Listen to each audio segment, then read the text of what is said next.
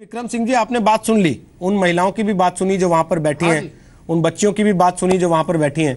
आप तो उस इलाके के विधायक भी हैं, आपको लगता नहीं कि आपकी ज्यादा जिम्मेदारी बनती है कि आप खुद उस जगह पर हों और वहां रह के लोगों से बात करके उस मामले का समाधान करवाएं? बिल्कुल ठीक बात है रोहित जी आपकी।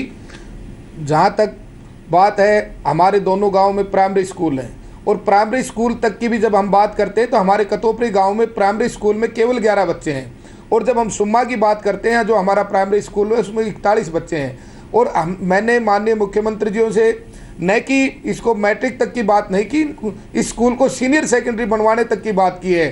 केवल बात इस बात की है कि जिस प्रकार से हमारे ग्राम के जो साथी कह रहे हैं भी हमारे प्राइवेट स्कूलों में जो बच्चे जा रहे हैं हम उनको अपने स्कूल में एडमिशन करवा देंगे, तो माननीय मुख्यमंत्री जी ने और शिक्षा मंत्री जी ने भरोसा दिलाया है। अगर हमारे यहाँ इस प्रकार की अगर बच्चों की जो स्ट्रेंथ बन जाती है छात्र छात्राओं की, तो हम इसको मैट्रिक तक ही नहीं सीनियर सेकेंडरी स्कूल बनवाने तक का उन्होंने आश्वासन दिया। मैं एक चीज पूछना चाहता हूँ चौटाला साहब आपसे, हरियाणा की राजनीतिक फैमिलीज तो इतनी स्ट्रांग है, इकोनॉमिकली आर्थिक रूप से बड़ी मजबूत कही जाती हैं, वहां देख के आपको शर्मिंदगी नहीं होती कि आपके यहाँ एक ऐसा गांव भी है जहां बच्चियां केवल इसलिए नहीं जा पाएंगी कि हिम्मत नहीं पड़ रही, कोई ये कह दे कि एक बस लगवा देते हैं उसमें 2 होमगार्ड बैठवा दिया करेंगे, बच्चे सुरक्षित पहुंच जाए स्कूल? रोहित जी, आप राजनीतिक फैमिलीज की बात कर रहे हैं, मैं व्यवस्था की बात कर रहा हूँ। आज सबसे ज़रूरी जो चीज़ है, क्या हमारा ट्रांसपोर्टेशन डिपार्टमेंट हमारे एजुकेशन डिपार्टमेंट के साथ कहीं भी काम करता है? आज हमें फोकस करना पड़ेगा कि हम किस तरीके से इंडिविजुअली नहीं, as a society, as a state, हम पूरे एजुकेशन इंफ्रास्ट्रक्चर को उठाने में और आगे बढ़ाने में कामयाबी लेकर आए। और अगर आप कहते हैं कि एक बस लगवा दे, एक बस तो लगवा दी जाएगी, मगर क्या आप हर गांव को जो आज कुंभाखेड़ा की तरह पीड़ित है उसको वो बस की सुविधा दे पाएंगे?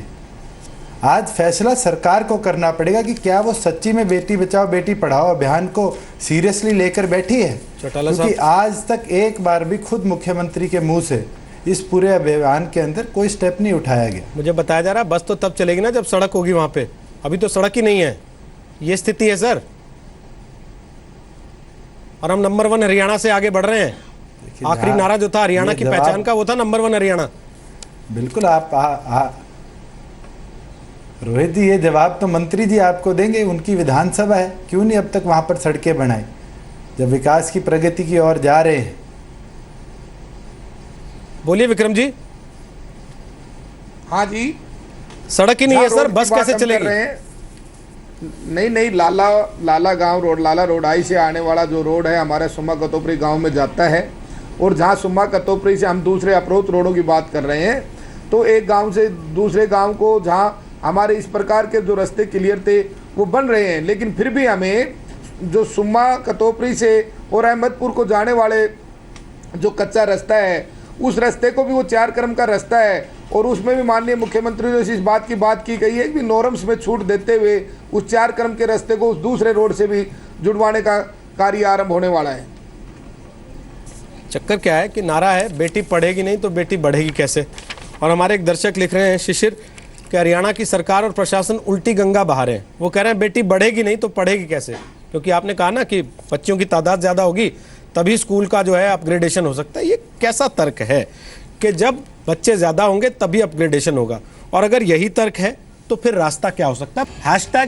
#बेटी बचाओ मोदी, इस पर आप ट्वीट करके अपनी राय भी दे सकते हैं। लगातार हमारे दर्शक राय भेज रहे हैं, उनकी राय हम देश के और दर्शकों के सामने भी रखेंगे।